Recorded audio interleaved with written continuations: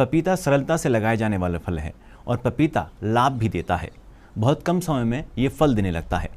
पपीते की सिंचाई प्रबंधन किस प्रकार से किया जाए, इसके बारे में जानकारी लेने के लिए आज हम आ चुके हैं भारतीय कृषि अनुसंधान संस्थान पूसा, नई दिल्ली में। आज हमारे साथ हैं डॉक्टर जयप्रकाश जी, जो प्रधान वैज्ञानिक हैं फल एवं औद्योगिकी प्रौद्योगिकी संभाग। डॉक्टर जयप्रकाश जी, आपका बहुत बहुत स्वागत है हमारे कार्यक्रम में। डॉक्टर जयप्रकाश जी, पपीते की खेती में जल का क्या महत्व है?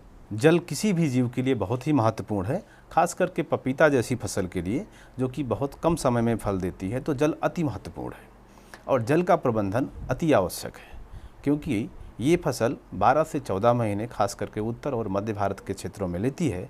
तो इस फसल को गर्मी, वर्षा एवं जाड़े इन सभी मौसमों से गुजरना पड़ता है। खास करके गर्मी के मौसम में जल प्रबंधन अति महत्वपूर्ण है, क्योंकि जल की मांग बहुत बढ़ जाती है और पपीता एक ऐसा पौधा है जो स्वस्थ होने पे, अच्छे प्रबंधन पे 2.5 से 3 पत्ते प्रति सप्ताह आते हैं। तो इसके साथ हम अंदाज़ा लगा सकते हैं कि कितना अधिक इसमें वृद्धि एवं विकास होता है और उसके लिए जल की आवश्यकता होती है। अगर जल समय पर नहीं मिलेगा तो अच्छे से बढ़वार नहीं होगी, अच्छे से फूल नहीं आएंगे, अच्छे से फलत नहीं होगी। इसलिए जल प्रबंधन अति महत्वपूर्ण है।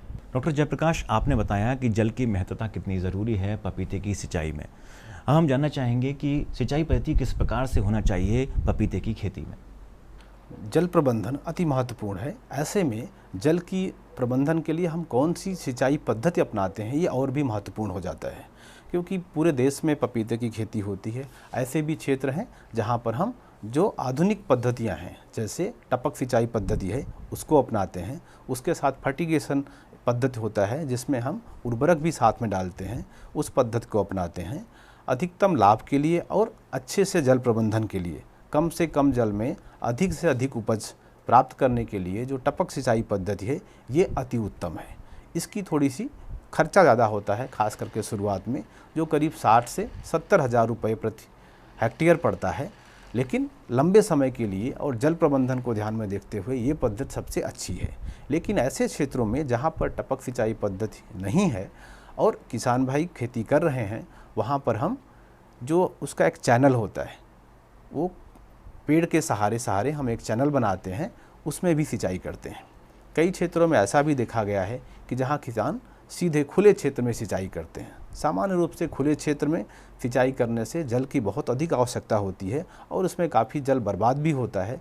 और जल जब पूरे क्षेत्र में फैलता है तो उसका असर ये होता है कि पौधे को तो जल मिलता ही मिलता है, लेकिन खास करके ऐसे खरपतवारों को भी मिलता है जो बहुत ज़्यादा वृद्धि विकास करते हैं, जिससे तरह तरह की बीमारियाँ, कीड़े भी आते हैं जो फसल को नुकसान पहुँचाते हैं और उर्वरा शक्ति भी खेत की कम होती है। तो हम खुले में सिंचाई ना करें और बेहतर होगा टपक पद्धति से सिंचाई करें, या जो फरो सिस्टम होता है, चैनल सिस्टम होता है, हम उसको फॉलो करें, जिससे कम से कम जल में अधिक से अधिक जल पौधे को मिले और बाकी खेत में पानी ना फैले।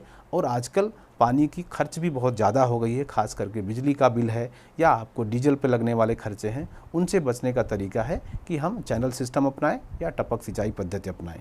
तो इससे आपको पौधे को अच्छी बढ़वार मिलेगी, फलत अच्छी मिलेगी और वृद्धि विकास होगा तो लाभ भी होगा। जयप्रकाश जी, बिल्कुल सही कहा आपने कि कहीं ना कहीं हमें पपीते की सिंचाई में टपक विधि का उपयोग करना चाहिए, खुले में सिंचाई नहीं करना चाहिए। यदि हम सिंचाई की बात करें तो कितने अंतराल पर सिंचाई करना चाहिए और मौसम के अनुसार कब कब सिंचाई करना चाहिए? आपने बहुत ही अच्छा सवाल किया कि सिंचाई ऐसी कोई पद्धति नहीं है कि आप एक बार हमने कह दिया कि 8 से 10 दिन के अंतराल पे सिंचाई कीजिए, तो ज़रूरी नहीं पूरे साल भर ऐसा चलेगा।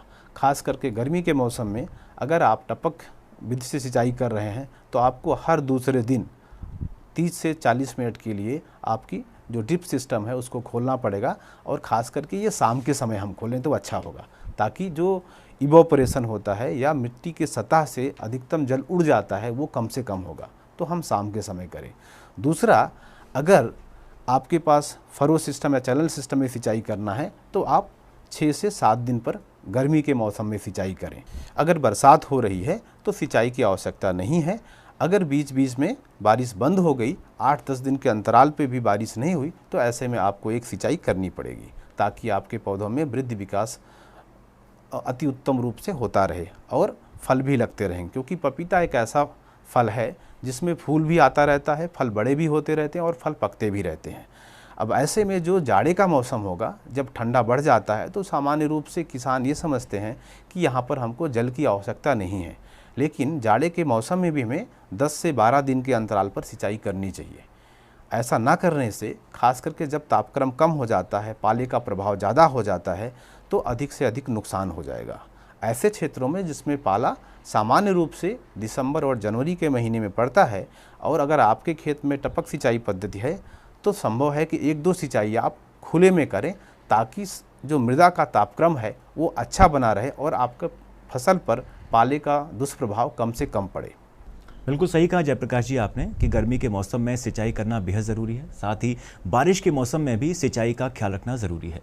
लेकिन आपसे ये जानना चाहते हैं कि सिंचाई की अधिकता या कमी से पपीते की फसल पर क्या प्रभाव पड़ता है? आपने बिल्कुल सही कहा कि सिंचाई की अधिकता और कमी से, क्योंकि पपीता एक ऐसा फल है जिसको बराबर नमी चाहिए, लेकिन किसी भी परिस्थिति में जल भराव नहीं होना चाहिए। ऐसे क्षेत्रों में जहाँ पर जल भराव सामान्य रूप से होता है, प्रायः हम उनका ऐसे खेतों का चुनाव करते नहीं हैं। अगर किसी कारण जल भराव हो गया, खास करके बारिश के मौसम में, तो यथाशीघ्र जल निकाल दें और कोशिश करें कि किसी भी परिस्थिति में जल रुके ना, और सिंचाई के अंतराल को बढ़ा दें। लेकिन देखा यह गया है गर्मी के मौसम में जब हम बार बार सिंचाई करते हैं, खास कर से टपक सिंचाई पद्धति से और जो फरो सिस्टम में करते हैं, उसका समस्या ये होता है कि ऊपर की सतह सूख जाती है, लेकिन नीचे की सतह पर बराबर नमी बनी रहती है, जिसके कारण जो पीथियम है, फाइटोप्थोरा है, ऐसे फफूंद हैं जिनके चलते तना सड़न या जड़ सड़न रोग होता है। ऐसे तापक्रम, जब दिन का तापक्रम 38 डिग्री से ऊपर होगा और 10 से 12 घंटे के बीच में धूप होगी, अगर सीधे सूर्य की किरणें आपकी जड़ों पर पड़ती हैं पौधे की और आप बराबर पानी देते हैं, तो होगा ये कि नीचे जो फफूंद है वो काफ़ी सक्रिय हो जाता है, क्योंकि आर्द्रता बढ़ जाती है। इससे जड़ सड़न या तना सड़न बीमारी पैदा होने का खतरा रहता है।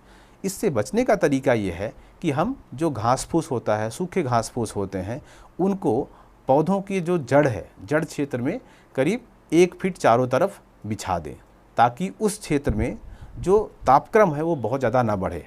और सिंचाई की जो मात्रा है उसको हम बहुत ज़्यादा ना करें कि ऊपर की सतह सूख गई तो आप 2 दिन के अंतराल पर ही सिंचाई कर रहे हैं। ऐसा करना ज़रूरी नहीं है। ये देख लें कि जो नीचे की सतह है वहाँ पर नमी है कि नहीं है, अन्यथा इस तरह की समस्याएं पैदा हो जाएंगी। दूसरा सवाल है कि अगर कहीं सिंचाई की कमी हो गई तो चूँकि पौधे का जो 90 से 95% हिस्सा है वो पानी से बना हुआ है, तो वृद्धि और विकास कम हो जाएगा, नए पत्ते कम आएंगे, नए पत्ते कम आएंगे तो फूल भी नहीं आएगा, और फूल नहीं आएगा तो फल नहीं आएगा। मतलब पूरी जो पौधे की फिजियोलॉजिकल गुण है वो सारे बुरे ढंग से प्रभावित होंगे। उससे बचने के लिए आप बराबर नमी की मात्रा को रखें और सिंचाई करते रहें। जयप्रकाश जी, बिल्कुल सही कहा आपने कि सिंचाई की अधिकता और कमी का पपीते की फसल पर बहुत असर पड़ता है। क्या सिंचाई प्रबंधन के साथ साथ पोषक तत्वों का प्रबंधन भी पपीते की फसल के लिए बेहद ज़रूरी है? निस्संदेह कि जो पोषक तत्वों का प्रबंधन है वो भी अत्यधिक महत्वपूर्ण है। साथ ही एक सवाल और मैं इसमें जोड़ना चाहूँगा कि जो पिछले सवाल से जुड़ा हुआ था कि अगर आपके खेत में या आपकी फसल में तना सड़न या जड़ सड़न रोग आ गया तो क्या करेंगे, क्योंकि ये जानकारी भी ज़रूरी है। उसके लिए ज़रूरी ये है कि अगर तना सड़न रोग है और आपको बाहर से दिखाई पड़ रहे हैं उसके लक्षण, तो जो तने की सतह है उसके ऊपर ब्लाइटॉक्स आता है या कॉपर ऑक्सीक्लोराइड आता है, उसका पेस्ट बना लें। मतलब जैसे हम पेस्ट सामान्य रूप से बनाते हैं आटे के साथ में, तो उसके पेस्ट का लेपन करें उसकी सतह पर, खास करके जो नीचे का हिस्सा है जहाँ से मिट्टी और तना मिलते हैं, तो ये बीमारी कम से कम हो जाएगी। दूसरा, अगर आपको लगता है कि जड़ सड़न रोग लग रहा है तो ऊपर के जो पत्ते होंगे वो हल्के हल्के पीले होंगे। उससे बचने का तरीका है कि जो किनारे की मिट्टी है उसको हल्का सा हटाइए और रीडोमिल एक दवा आती है उसकी सॉइल ड्रेंचिंग कीजिए। सॉइल ड्रेंचिंग का तात्पर्य ये होता है कि 2 ग्राम जो मात्रा है रीडोमिल की उसको 1 लीटर जल में घुला लीजिए। घुलाकर कम से कम 50 मिलीलीटर मात्रा पौधे की जड़ में डालिए, और जड़ में जाने से आपको पत्ते पर तने पर नहीं डालना है, केवल जड़ में डालना है, तभी इस रोग की रोकथाम हो पाएगी। दूसरा हिस्सा जो आपने कहा कि पोषक तत्वों का प्रबंधन है, जो अच्छे फार्म हैं जहाँ पर हम ड्रिप सिस्टम अडॉप्ट कर रहे हैं या टपक सिंचाई पद्धति है, उसके साथ में ही एक फर्टिगेशन सिस्टम कि जो फर्टिलाइज़र होता है, जो उर्वरक हैं, उन सबको हम पानी के साथ ही मिलाते हैं। इसके दो लाभ हैं। एक तो ये है कि पौधे को ये तुरंत मिल जाता है, उसमें जो घुलनशील उर्वरक हैं हम उन्हीं का प्रयोग करते हैं। आजकल बाज़ार में लिक्विड फर्टिलाइज़र भी आ रहे हैं, तरल पदार्थ के रूप में आ रहे हैं, तो उनका प्रयोग आप सीधे कर सकते हैं। ऐसे में आपकी जो फर्टिलाइज़र या उर्वरक की जो मात्रा है, जहां हम सामान्य रूप से 100 ग्राम एक पौधे को देते हैं, अगर आप तरल पदार्थ के द्वारा देते हो तो ये मात्रा आपको 40 से 50 ग्राम में ही आपका काम हो जाएगा और पौधे को तुरंत मिल जाएगी। और जो अन्य कारकों के चलते उर्वरक का क्षरण होता है या नुकसान होता है वो नहीं होगा और पौधे को पर्याप्त मात्रा में पानी भी मिलता रहता है। तो चूँकि बराबर इसमें वृद्धि और विकास चलता रहता है 6 से 8 महीने तक, तो उर्वरकों की भी आवश्यकता बराबर पड़ती रहती है। जो सामान्य टपक सिंचाई पद्धति के साथ फर्टिगेशन का प्रावधान है, उसमें हम करीब 28 बार उर्वरकों का प्रयोग करते हैं, लेकिन उनकी मात्रा 4 ग्राम 2 ग्राम इस क्रम में होता है। उसका प्रॉपर एक शेड्यूलिंग होता है। आप किसी अच्छे सलाहकार के पास जाएंगे तो वो पूरे फार्म के लिए एक शेड्यूल बना के देते हैं कि आपको कितने मिलीलीटर मात्रा प्रतिदिन डालनी है और किस अवस्था पे डालनी है, कि 20 दिन बाद, 40 दिन बाद, 60 दिन बाद, 80 दिन बाद। क्योंकि पपीता एक ऐसा पौधा है जो पहले 40 दिन के बाद अगले 210 दिन तक लगातार इसमें नाइट्रोजन और पोटेशियम की आवश्यकता बनी रहती है और फास्फोरस की आवश्यकता पहले 120 दिन तक रहती है। साथ ही साथ जो सूक्ष्म पोषक तत्व हैं, जिनका हम कई बार छिड़काव भी करते हैं, उनका भी प्रयोग इसके साथ कर सकते हैं, जिनकी 2.5 मिलीलीटर मात्रा को 1 लीटर पानी के साथ में घोल के छिड़काव भी करते हैं और ज़रूरत पड़ने पर फर्टिगेशन के साथ में उसका प्रयोग भी कर सकते हैं। इससे आपके पौधे में फूल समय से आएगा, नए पत्ते भी आते रहेंगे, फलों का विकास अच्छा होगा और सही समय पर फल तैयार भी होंगे, जिससे अच्छा फ़ायदा भी होगा, उपज भी होगी और उसकी जो गुणवत्ता है फलों की वो भी अच्छी बनी रहेगी। डॉक्टर जयप्रकाश, आपने पपीते की सिंचाई प्रबंधन के बारे में जो महत्वपूर्ण जानकारी दी, साथ ही हमें समय दिया, इसके लिए आपका बहुत बहुत शुक्रिया।